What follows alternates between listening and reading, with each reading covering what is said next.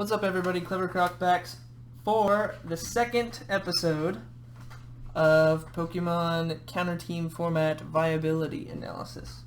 Today, as you can tell in the title, we are talking about Cloyster. This awful thing.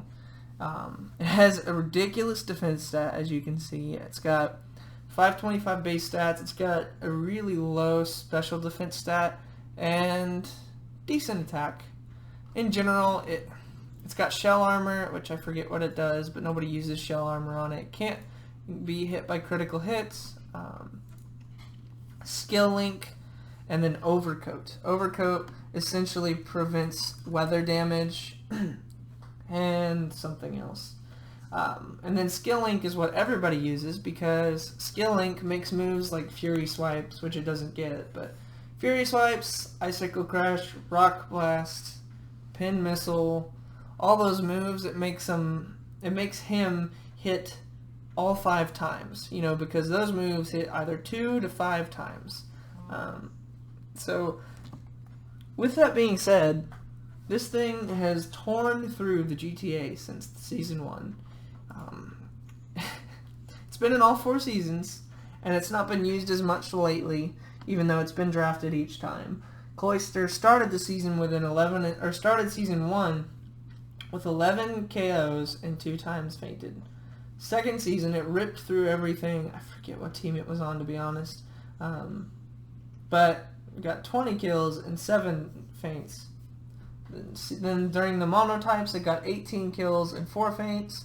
And this season, halfway through in Season 3, has gotten 4 kills and 3 faints. So this thing, as you can tell, with the total being 53 kills and 16 times fainted, is just insane. This thing has done ridiculous compared to everything else. And ironically, every time that it's been formidable, I think it's gotten 2nd or 3rd place in the MVP race. Each season it's shown up. I'm not sure about this season yet, but it's done so in past seasons, and that's just insane. 53 kills over 4 seasons is just ridiculous. It just dwarfs Mega Gyarados and Mega Charizard in 2nd and 3rd place, and it's just insane to see how much it really has wrecked everything. It always seems to go at least 1 for 1, if not 2 for 1, and that's just crazy. So now we'll just kind of take a look at it. Skill Link makes multi-hit attacks like crazy. Most people run either Focus Sash with, like I said, Icicle Spear, let's see, Rock Blast, Shell Smash, and Ice Shard probably. This is what I would run probably. And the reason that people run it this way is because, like I said, Skill Link makes Icicle Spear and Rock Blast, in addition to other moves, hit all 5 times. Which, if you think about that, the power is only 25. So you're like, meh. Well, if you think about it, if you multiply the power by 5, that's actually how much power it has. So 125 rock damage. And with Icicle Spear, it's even more, because with the stab bonus that it gets because a Cloyster is an Ice type, and it's using this Ice type move, it is 37.5 power for each time it hits, which is even more. I don't even know how much that is. That's 30, 75, 150, 187.5 base power. It's ridiculous. It hits hard. It does hit hard. And with the Shell Smash, which is what everyone uses, and I feel very few people really recognize its true strength, is that, yeah, it lowers the defense and the special defense by 1, but it raises attack, special attack, and speed by 2 stages, which means all of those 3 stats I just said are doubled. So its speed, yeah, it's no longer, 239 or 236, however you run it. 262 is as fast as it can get. Then you Shell Smash it, and it's over 500. And then it also has this crazy attack stat, too, with really strong moves. Ice Shard gives it stab priority, which means it's like quick attack. It'll usually go first. So this thing has pretty good coverage. It also gets explosion, which you can imagine would be devastating. The one challenge with it really is, it also gets rapid spin if you were really needing a rapid spinner to get rid of like stealth rocks and other hazards. The problem is witching in on stealth rocks. It has no form of recovery. It might have rest, but nobody's going to use rest on Cloyster. It's almost always run this way, and it might, instead of Ice Shard, run Explosion, which does a ton of damage. But, if you switch in or you start with Cloyster and you have that sash, somebody hits you with a super effective move, probably on the special side because it's so frail, you're down to 1 health. So that's a thing. And then you Shell Smash and then you try to sweep. However, if you do that early, then you're susceptible to being worn down and not being able to sweep. This Pokemon has 6-0'd in the GTA, which I don't know if it should have been able to do that. It still should be able to get a couple kills in the right situations, but it shouldn't be able to sweep like that. But anyways, this thing just does so much damage, and it's proven it. But it's very, very, very predictable. You either are running Focus Sash with something like these, they're going to bring these 2 moves for coverage, and they're either going to do that or Choice Band, which means they can't use Shell Smash, and they're going to use something like this, or Rapid Spin. They might, Choice Scarf, just so they have that speed advantage, and they might go for one of these moves again, like I was saying, which will get them to a point where they outspeed most threats, which is still good, but it's all the same movesets. So if you have a strong Steel type, it pretty much walls Cloyster. Meaning it also can be defensive to survive those hits. So like Magnezone loves this thing because Magnezone doesn't take crap from him.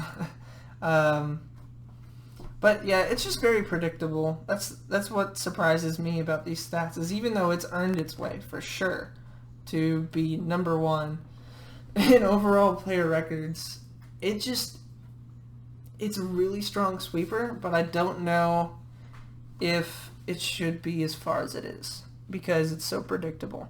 You know what it's going to bring. It's at least going to bring Icicle Spear and Rock Blast, and it's either going to be choiced in some way, which you can find out after 2 turns, or it's going to be Focus Sash and Shell Smash, which means you set up rocks early, and then you just hit it with a special move, and it's pretty much dead.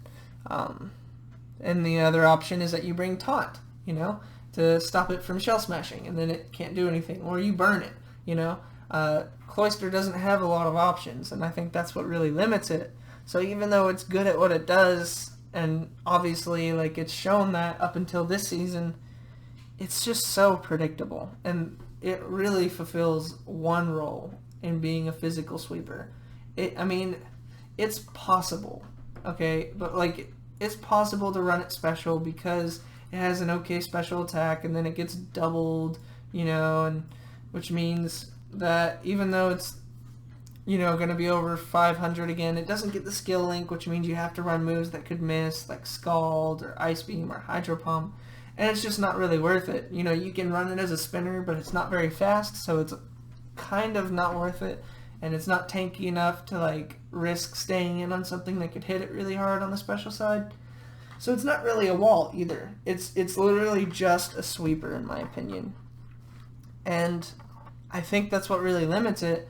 And I'm hoping that even though it's a really cool Pokemon and it's really strong, that it doesn't just get these mass sweeping stats each season, because I don't know if it really needs to have all these crazy kills and kill streaks and all. It's one-dimensional. It hits really hard and it's extremely good at what it does, but like I said, I don't know if it really should have been able to do that. So I guess what I'm gonna, now that I've said all of my feelings, Skill Link is obviously what it's gonna bring every week. It's not super fast, so it has to run Shell Smash or Choice Scarf or Choice Band.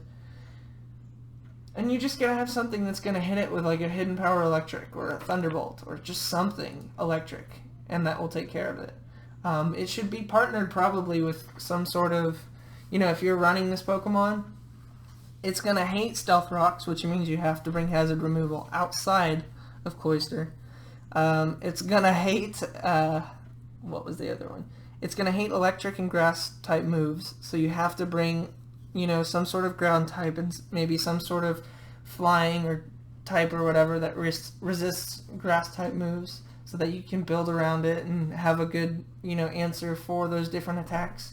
But I still think that even though it's really strong, I'm thinking people are starting to realize what it does and not let it just take advantage of them anymore. So with that all being said, I'm going to give Cloyster a B+, for the reasons that it's really good at what it does and it proves it by being number 1, but it's very, very, very predictable. You know what it's going to bring if they bring it, so if you build a strong draft team, then that's the answer that you'll have an answer for an ice type move, like a steel type. So that's all I've got to say about it. So yeah, I guess we're going to end it here. Tune in next time where we're going to talk about another really strong Pokemon in the GTA.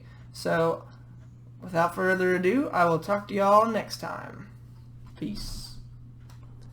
Thanks for watching, guys. If y'all enjoyed the video, go ahead and leave a like, and if you want, subscribe for more videos. Hope to see y'all in the future, and thank you for watching.